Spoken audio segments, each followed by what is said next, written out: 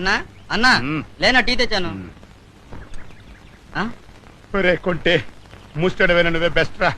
కష్టాల్లో ఉన్నాను తెలిసి నా కోసం పొద్దున్నే సింగిల్ టీ తెచ్చావు. థ్యాంక్స్. నీకోసం కాదులేనా, నా కోసం.